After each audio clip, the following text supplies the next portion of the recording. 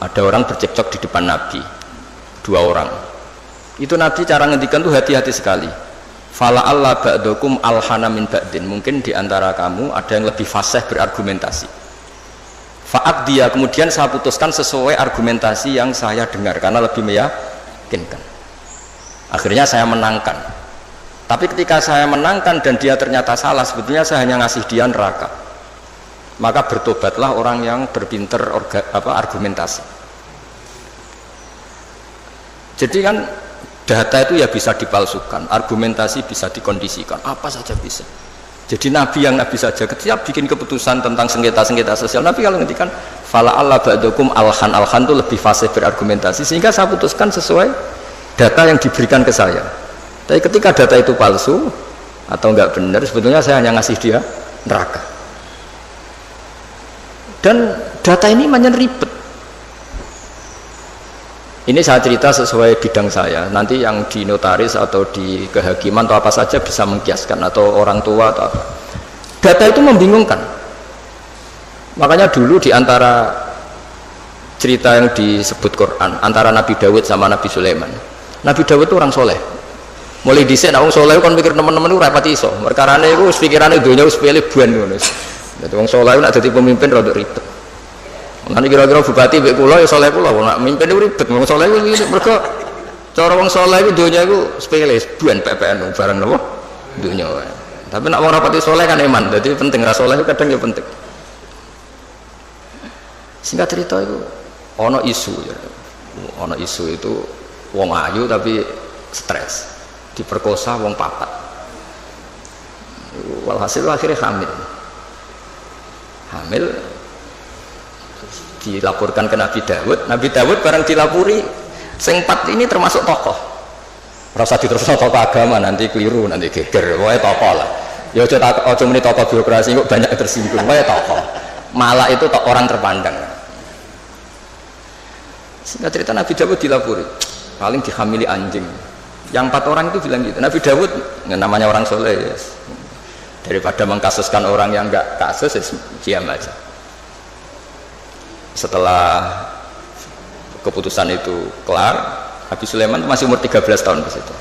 Kalau saya hakimnya, maka akan saya putuskan tidak seperti yang diputuskan bapak saya. Padahal Sulaiman itu bin Dawud. Terus kata Nabi Dawud, ya sudah kamu gelar pengadilan lagi, kamu hakimnya. Jadi dulu itu biasa anak sama bapak beda itu biasa, kalau urusan ilmu biasa. Kalau sekarang ada anak beda gegernya itu biasa tuh. Kalau masalah ilmu, misalkan lagi masalah ilmu, bukan masalah harta, bukan masalah kekuasaan.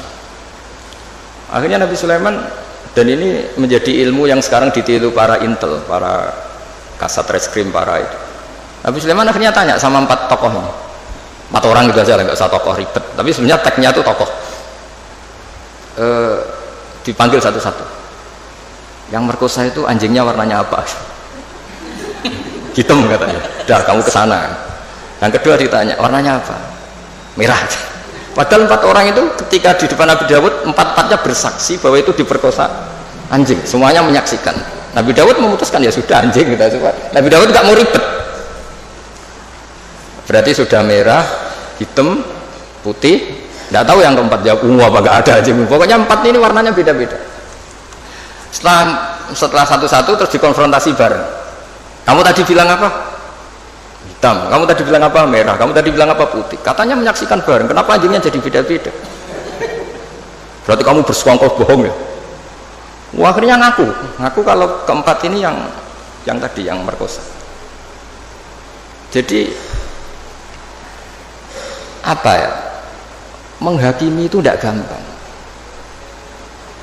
Sehingga di Quran itu kalau Allah muji Nabi Dawud itu hanya dipuji kebaikannya, diantaranya inna sakharna ma'hul jibala yusabbihna seterusnya.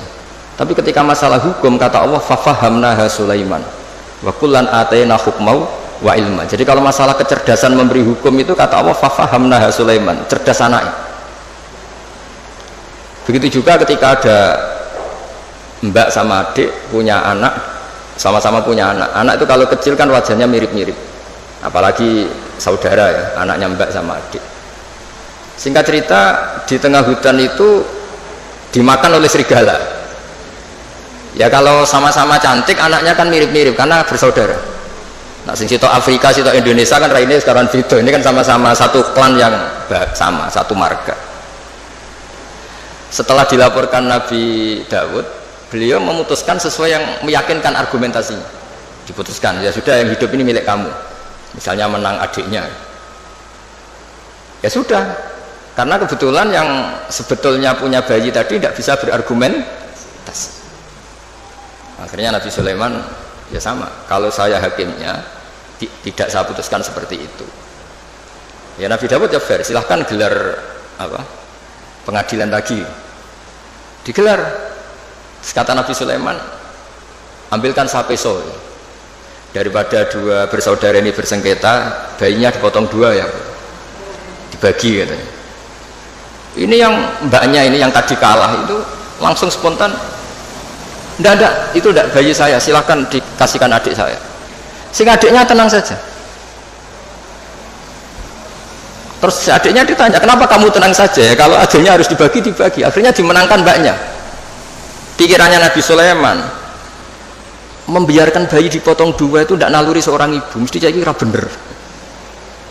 Sing mbaknya karena ingin bayi ini nggak dipotong sampai rela dikasihkan orang lain, sementing bayi saya hidup. Ini naluri seorang ibu. Nah, ini kepintaran Sulaiman. Jadi dia memanfaatkan psikologi untuk memutuskan siapa yang. Sebetulnya di notaris, di kehakiman bisa pakai teori itu. Ono wong kok oleh ngajokno permohonan bulat terus. Jadi itu alamat terus. Karena kata Nabi itu semua riwayat mengatakan al-haqqu sahlun, kebenaran itu nyaman. Bawaannya kebenaran itu nyaman. Ditanyakan tetangga-tetangga yaitu miliknya, ditanyakan kerabatnya yaitu miliknya. Tapi kalau barang nggak bener itu mesti mubang.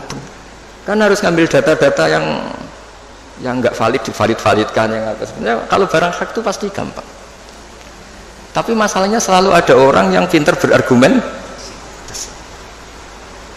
Nah, makanya terus ada aturan tadi al-bayyinatu alal mudda'i. Jadi mudda'i itu orang yang mengklaim itu harus lebih punya apa? Bukti.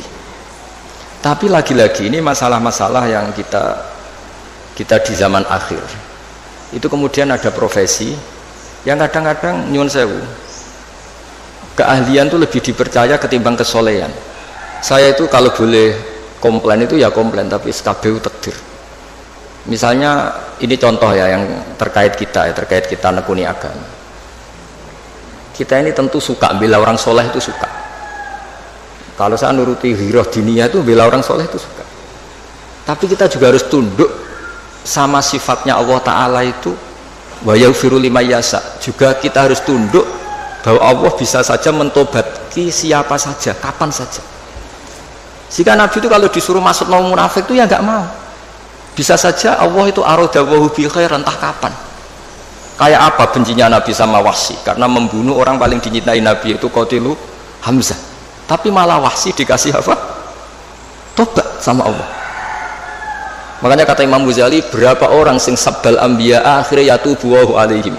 Itu yang akhirnya iman sama Nabi itu dulu orang-orang yang pernah ingin bunuh Nabi. Iya, Abu Sufyan itu yang mimpin perang Uhud, Abu Sufyan, mimpin perang Badar, Abu Sufyan. Tapi akhirnya tobat jadi mertuanya Nabi.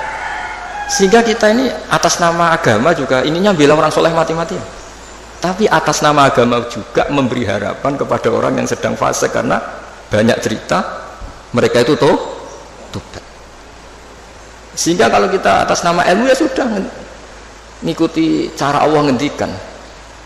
Misalnya liyajziyallahu shadiqina bisidqihim wa yu'adzibal munafiqina ya insa'a aw yatuba. Sudah kita harus ngomong dua kali.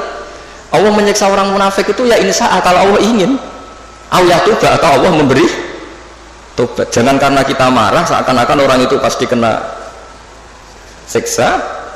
Tidak mesti juga, bisa saja Allah ngasih ampunan. Makanya ada dua hadis terkenal dalam hal ini. Yang satu Nabi pernah ngendikan al-qatil wal maqtul finnar. Yang bunuh maupun yang dibunuh sama-sama di neraka. Sahabat komplain, hadza al-qatil fama balul maqtul. Oke, kalau pembunuh di neraka masuk akal ya Rasulullah. Kalau yang dibunuh kenapa harus di neraka? Jawabnya Nabi itu unik. Yang dibunuh itu sebetulnya masalah nasib saja, mentalnya tetap pembunuh, sehingga dia harus tetap ketika orang duel sama-sama pakai pedang, semua mentalnya apa? Pembunuh. Mentalnya sama-sama, cuma inisial mati.